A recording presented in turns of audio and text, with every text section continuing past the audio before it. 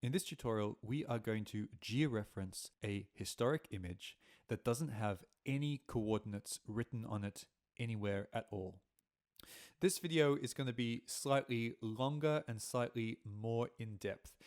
This is part one. There's actually a second part as well, where we talk about how to actually start doing analysis on the image that you have georeferenced. If you want to see how to georeference a map that does have coordinates written on it, but just isn't georeferenced itself, then you can see this video here. In this tutorial, we're going to use a historic map of London.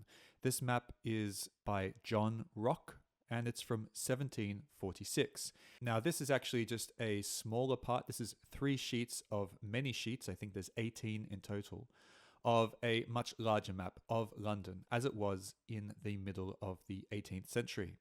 This map itself actually took about 10 years to complete. It's extremely detailed and it's very accurately drawn.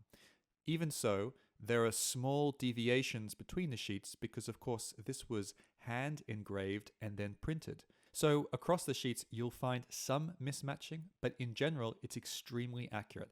And it's got one really good advantage, which is it contains many buildings that existed both in 1746 and today in the 21st century, which are going to allow us to better georeference it. So in order to georeference this historical map using QGIS, the first thing we're going to do is open up QGIS, start a new project.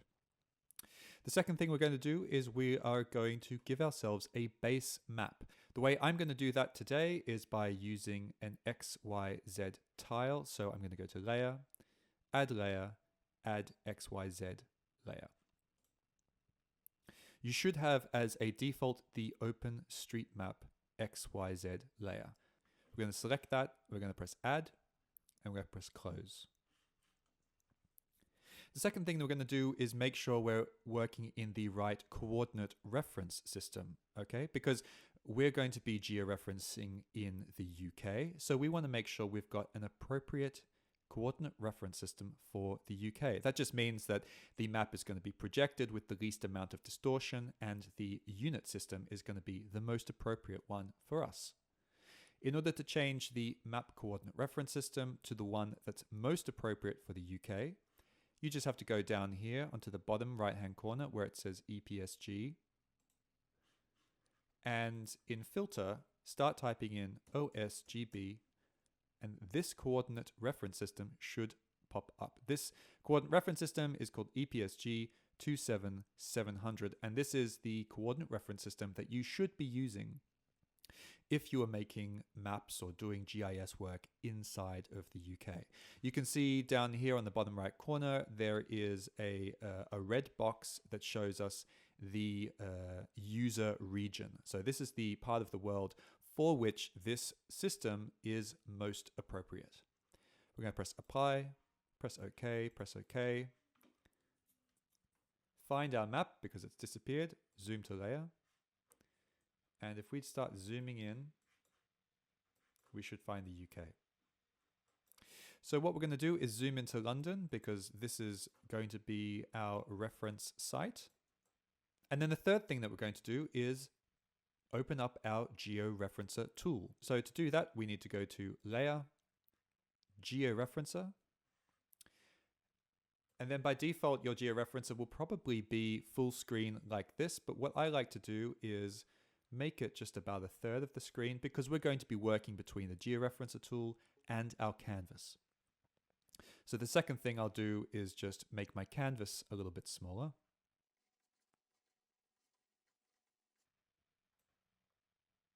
So now I've got these 2 windows open side by side. I mean, if you've got 2 monitors, that's even better.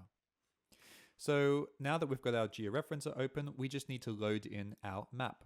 So I'm going to hit this button here on the left, which is Open Raster. And we're going to select our map of concern, which in this case is the John Rocque 1746 map. Depending on the size of the image, it might take 1 or 2 seconds to load. But here now loaded in the georeferencer is our historic map. So in order to georeference something using this tool, you use the cursor to click once on the map, and then you'll be prompted either to manually enter in the coordinates of that point, or you can choose where that point is on your reference map, which in our case happens to be our main project. So in order to do this, I'm going to first zoom into a place on the 1746 map, which I know I can also find in my base map, in my 21st century OpenStreetMap. And in that case, it's going to be St. Paul's Cathedral. So I'm just going to zoom in here on the John Rocque map and find St. Paul's Cathedral. So St. Paul's Cathedral is sort of just over here in the sort of northeastern section of this map of central London. And the reason that St. Paul's Cathedral can be found in this map of 1746 is because St. Paul's Cathedral, at least the current version, was built in the 1660s. 1670s, after the Great Fire of London. So of course this building has already been in place for almost 100 years by the time the map was drawn. So it's going to appear in the 1746 map. Of course, St. Paul's Cathedral in this current form still exists today. It hasn't been burnt down.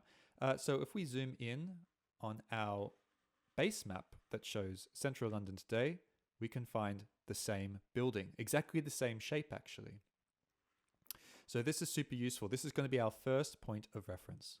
So what I'm going to do is I'm going to select one of the corners of St. Paul's. In this case, it's going to be the southwestern corner. And I'm just going to click once. And I'm going to get a green dot appear on the southwestern corner of St. Paul's. I'm going to uncheck this box, which says automatically hide georeferencer window, because I want to move between these two windows. And then I'm going to press from map canvas. So that means I'm going to now be able to point and click in my map canvas and tell QGIS this is where I know the point lives.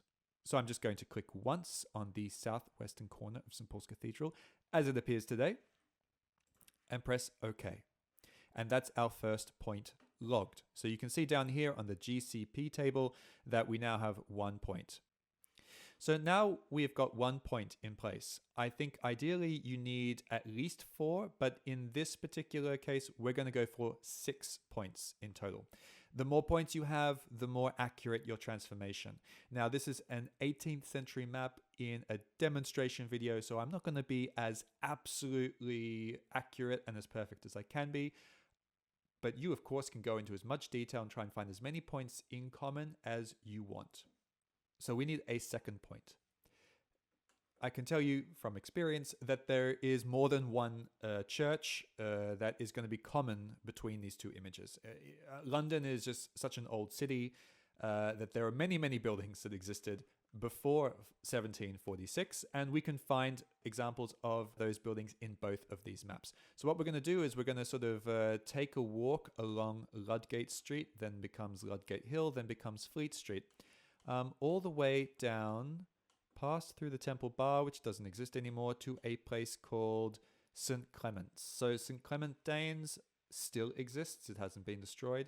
So if we scan along Fleet Street here in our base map, just as we did in our 1746 map, we can find a shape that looks roughly familiar, and that is St. Clement Danes. So same thing, I'm going to just choose the same corner of the building just to be as accurate as I can. And in this case, it's going to be the southwest corner again. So I'm going to press from map canvas, and then I'm going to press once again over here on the southwest corner of St. Clement Danes in the 21st century. Press OK, and there's our second point. So I'm going to continue with this pattern. I'm going to go along the Strand, as it's now known. There's another church here called St. Mary. That's St. Mary le Strand. That is still existing here. But we don't actually need to do every church along the Strand. Let's go a bit further along. As it happens, the closer to the edge of the map, the better your projection is going to be. So ideally, you want to find points which are in the left and the right top and bottom corners. But we don't have such a luxury with the 1746 map because actually, in fact, much of the city has changed. So we're kind of depending on these few key buildings, these really, really ancient churches, to be our anchor points. So we're sort of at the edge of the 1746 map here. We're all the way over here in Charing Cross.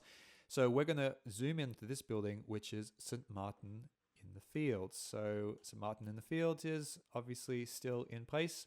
We go down here, it's now Trafalgar Square, but of course St. Martin in the Fields is still there. So we're going to choose the southwest corner of the building again, and the southwest corner of the building here. So this protrusion here, I'm pretty sure this is the portico of the church. We don't want to worry about that. We want the southwest corner right here. So we're going to press OK, OK. Now you can see that we've got 3 points. The program is starting to figure out how this projection is going to work. And as it does so, it's going to start telling us or giving us hints as to how far away the points are in relationship to each other. So you can see there's a bit of a line here. That would suggest that if we were to do the projection right now, there'll be a bit of a divergence between the 2 points. And that's okay. We're expecting a little bit of divergence. That's okay. So now we've got St. Martin in the Fields locked in. That's our 3rd point. I want to go north now. I'm going to go to a place which, if you've been to London, you might have gone to before, called Seven Dials. So Seven Dials is a very interesting little quarter of London. It's got a very particular kind of geometry, which makes it super handy to find on a map. It's literally the point where 7 different streets north of Covent Garden come together. And there's a little monument today in the center of the roundabout, a form of which was still there back in 1746. So we're going to zoom into Seven Dials. The monument itself doesn't appear in the OpenStreetMap, but we can guess that it's pretty much dead center in this circle. So that's what we're going to use as our guide. I'm going to click once in the 18th century. And I'm going to click once in the 21st century. Once again, you can see there's a little bit of divergence, but that's really not so bad. So now we have 4 points. We've pretty much exhausted for now some of the points that we can use over here on the west of London. So what we're going to do is zoom over to the east of the city. And in this case, there's one building which I know in particular is going to be in both maps, and that is the monument to the fire of London.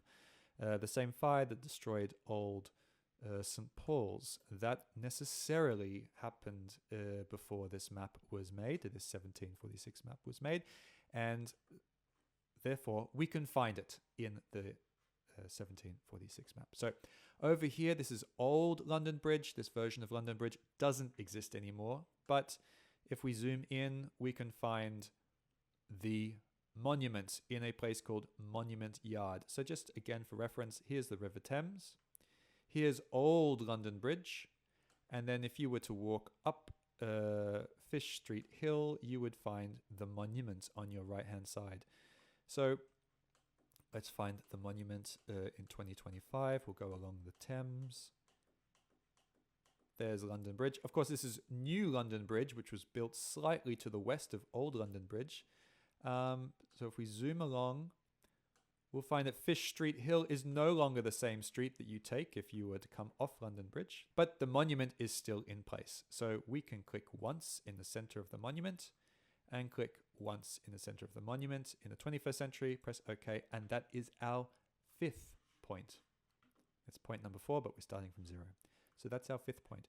Our 6th point is going to be also in the east of the city, technically speaking, out of the city, because it's going to be on the Tower of London. If I zoom out from monuments, you can see still here is the River Thames. And then, of course, on the north of the River Thames, there is the Tower of London. Now, the Tower of London is about 1,000 years old, parts of it. So, indeed, it has been in place for 700 years before the 1746 map was constructed. Of course, many different parts of the tower complex date from different ages. But what we do know is that this structure here, which is the middle tower, this is in place in both 1746 and the 21st century. So what we're going to do is we're going to zoom into this structure, middle tower, and we're going to just select this little crook here because this is a nice square section that's going to allow us to find a similar corner, let's say. And we're going to click the corner here once. And we're going to click once more inside of our map canvas and press OK. And you can see once again a little bit of divergence, but it's not so bad. And so now we have 6 points. 6 points which we have found in common between both the 1746 map and the 21st century OpenStreetMap base map. So now what remains is for us to actually ask QGIS to execute the georeferencing transformation. So the first thing we want to do before we press this big green play button, which is what's actually going to trigger the transformation process, is make sure that our settings are set up as we would like them. So before we press play, we need to go to the settings. Let's press this big yellow cog. And we first need to determine the transformation type. You can see that there's many different types of projection. QGIS has got explanations of each of these different types. For our purposes, we're going to stick with helmet, which just means it's going to scale and rotate our map the way we want it to. The target CRS, that's the target coordinate reference system. Let's just make sure that's the same as our project, whatever that is. The output file, that will basically be the location where your transformed file goes. By default, this will be next to the original. That's fine. We can leave it as it is. We can leave the resampling method and the compression as they are. We can use 0 for transparency when needed, and that will be useful for us because basically as the image transforms and rotates, the machine, our program, needs to understand what to do with those new pixels that are created within the bounding box of the image. And we can leave everything else as they are. And I'm going to press OK. So now we've set up our settings. The final thing I have to do is press play. And we should see the image loaded into our project. So here you go. You can see John Rocque, 1746. Modified. So that is a copy of the file that is now georeferenced. So let's have a look at how this actually works and how accurate it is. You can kind of see that if we follow some of the street forms, for example, this is Monmouth Street, you can see that the street form itself lines up pretty neatly with as it appears today. You can see it's a little off here, but again, you need to account for the fact that between 1746 and 2025, many buildings have been demolished or rebuilt. Not the churches, but much of the rest of the city.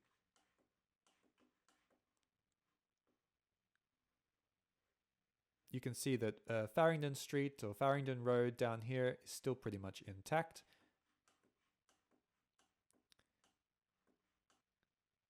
And you can see that Bishopsgate, one of the most important streets in the City of London, lines up pretty nicely as well. So there will be divergences, obviously, but on the whole, I think it's looking pretty good.